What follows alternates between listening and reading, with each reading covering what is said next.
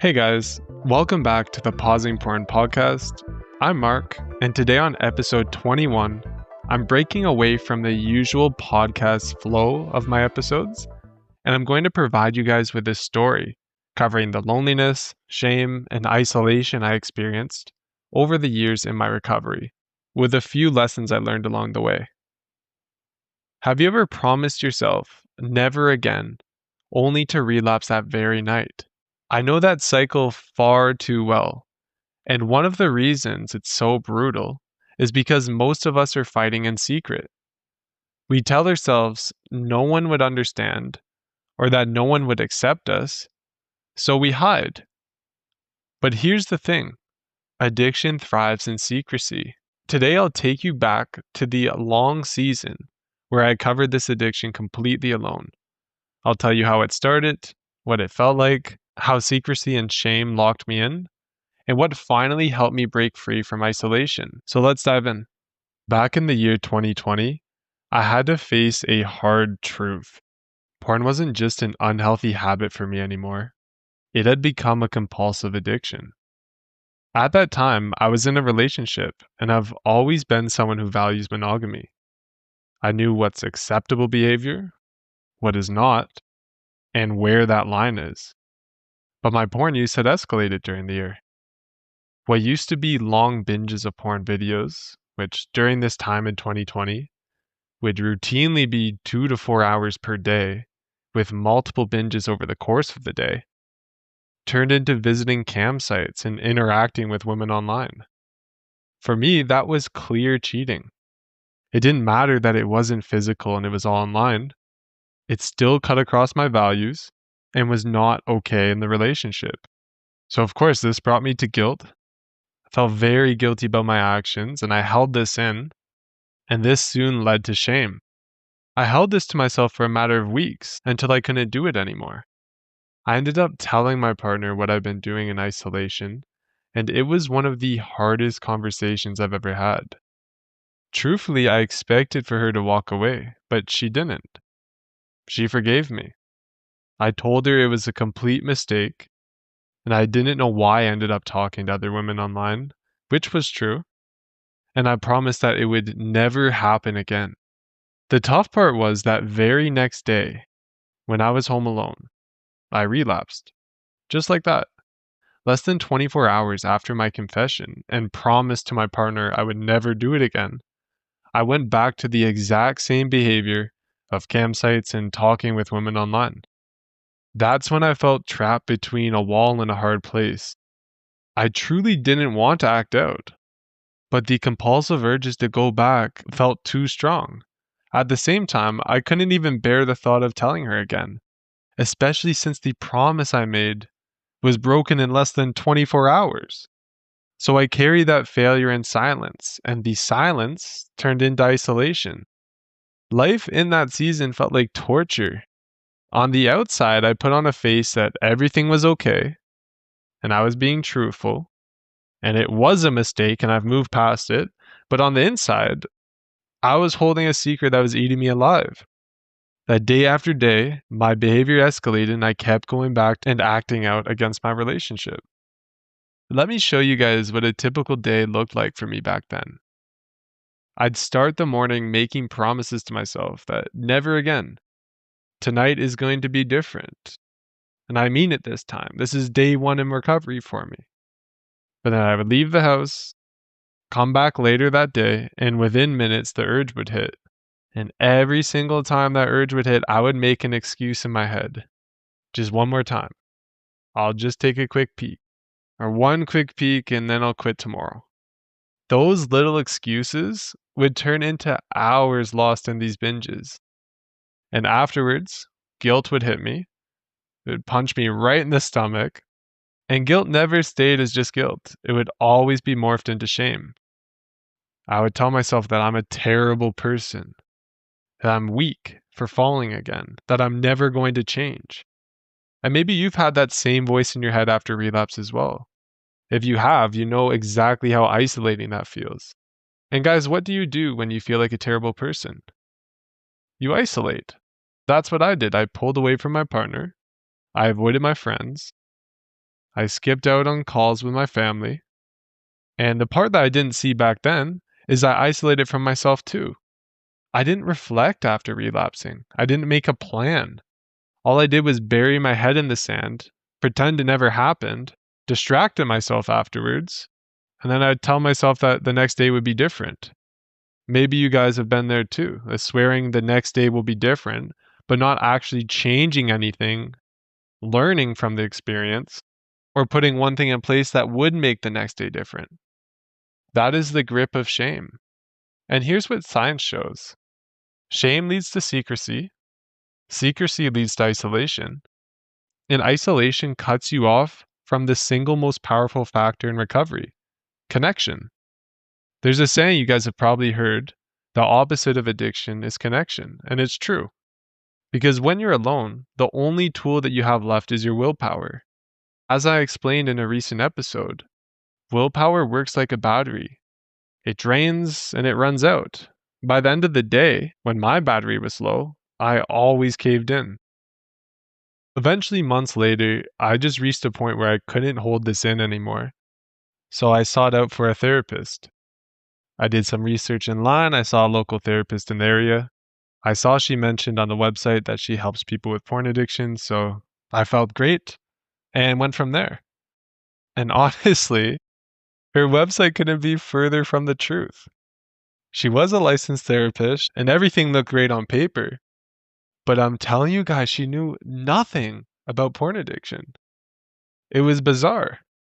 At first, she didn't really believe I had a problem with it. She just thought that I felt bad because I was watching porn, like I felt some sort of religious shame around it. I had to really break it down that my use was escalating, I was overstepping my values, and it's something that I just didn't want in my life, but I couldn't find a way to take it out of my life. From there, she kind of understood, and we started our appointments. And these appointments were so ridiculous. I would lay back on a chair, and she would play some music in these headphones and would ask me questions about childhood. To her, the root of my porn addiction was something I wasn't remembering from my childhood, like a suppressed trauma or memory. But I'm telling you guys, it was 4 appointments or so of this. There was nothing that came up, and it was a complete waste of time. I didn't learn any tools how to deal with the urges I was experiencing on a day-to-day basis. We didn't address the shame I was experiencing. We didn't dive deep into it. She was just trying to find some made-up trauma that might have been there, which was not there. This experience taught me something though. Even though I opened up, this is one of the first people I opened up to, and it felt nice to get that secrecy off my chest. Breaking secrecy is not enough by itself. Psychologists talk about what's called effective support. This is the difference between being heard and being helped. At that time, I broke secrecy, but I did not find the tools or real guidance for recovery. Even though I was talking to someone, I still felt completely alone, helpless, and didn't make any progress in my recovery through that therapist. Luckily, that wasn't my one and only experience with therapy, though. Not long after this, I decided to try this again, and I found a certified sex addiction therapist who was very helpful. I joined a recovery community and started weekly coaching altogether. And it did help. The structure gave me direction. The community gave me a place where I was seen and was able to understand that I was not alone in this. There's other men going through the exact same thing. But even then, with all these good things, I still struggled. Consistency was my downfall. It didn't take relapse away from me. And whenever I relapsed, which would be every single week in between these sessions, I felt so much shame that I'd skip out on sessions because I didn't want to let down our group. Eventually, this led to me silently leaving the group because the relapses made me feel like I was a fraud. So it brought me right back to isolation. This was another lesson that I learned. Shame doesn't just keep you acting out, it can actually drive you away from the very people who could help you in your recovery. Fast forward years later to 2024, this was the year that I did recover from porn addiction and things finally shifted altogether. There was a mix of things that happened, starting with that I found an accountability partner. This person walked with me through the ups, the downs.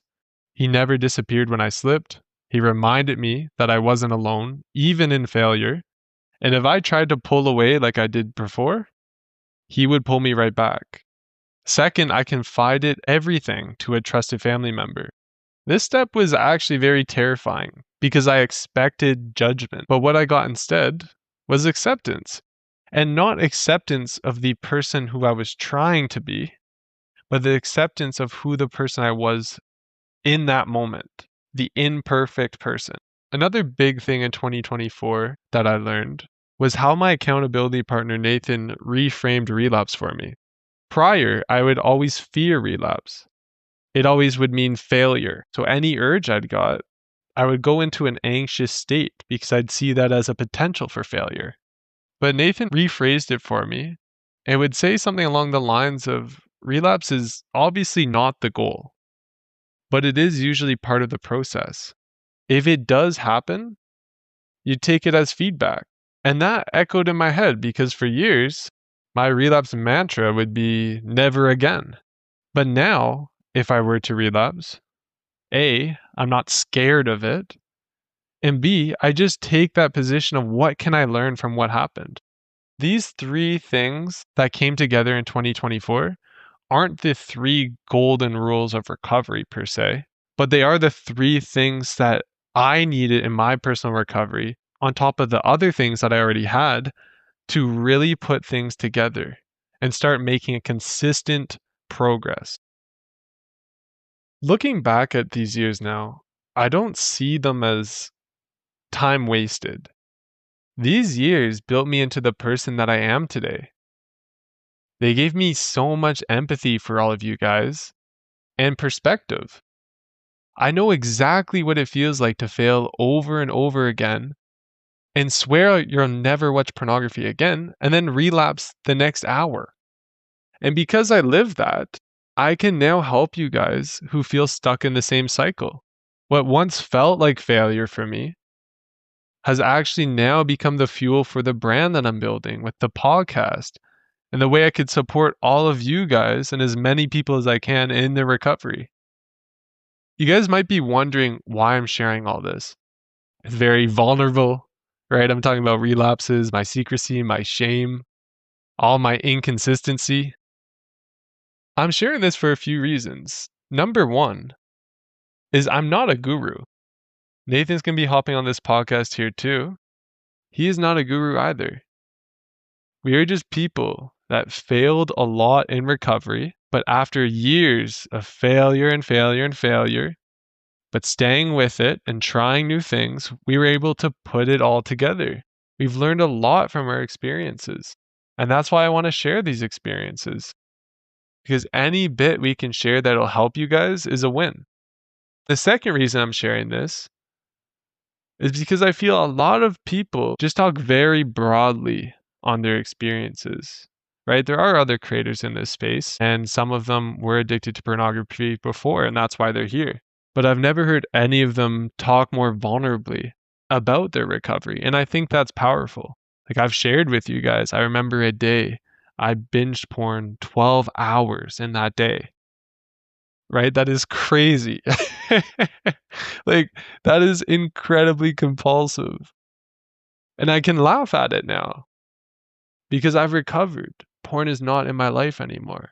I have truly gained a life free from porn. Or in this episode, where I share about crossing the line and overstepping my relationship and cheating online. This is something that brought me so much shame and something I felt powerless to, and something I'm not proud of at all. I'm sharing it because most likely there's a lot of you guys that are going through binges where you're going hours and hours a day watching pornography. Or maybe your porn use has escalated and you're stepping outside your relationship. Or you're watching stuff that brings you a lot of shame. I want you guys to know that you're not alone. And also take my story. I was at the same point as you, and look at me now. I've gained a life free from porn. One more reason too, I'm telling you guys this, specifically on loneliness, is because it could be one of the most dangerous traps in recovery. Loneliness keeps you quiet, it keeps you isolated, and it makes you rely solely on willpower, which will always run out. But if you can step into connection, like I shared in my story, that is where things can really come together for you. This story isn't just about me and sharing my experience. I want you guys to know that you're not alone in yours as well. And I also want to show a vulnerable side of my story because I will never claim to be a guru. I was in your shoes not that long ago, but I found a way forward, and I want to help you go down that path as well. Let's bring this all together. For me, the loneliest part of recovery was when I kept everything in the dark. Maybe that's where you are right now, stuck in secrecy, telling yourself nobody would understand. If that's you, I want you to know that you are not broken and you are not alone in this journey. This week, I want you to try to take one step into connection. That could be joining a men's recovery group, finding a certified sex addiction therapist or a recovery coach online, finding an accountability partner, or even just telling a trusted individual what you're going through. Connection is where healing begins because connection is the opposite of addiction. If this episode resonated with you, share it with someone who needs to hear it. And if you've been enjoying the podcast so far, please leave a review because I do love to see them and it helps other people find this podcast too. Thank you for listening to the Pausing Porn podcast. I'll see you in the next one.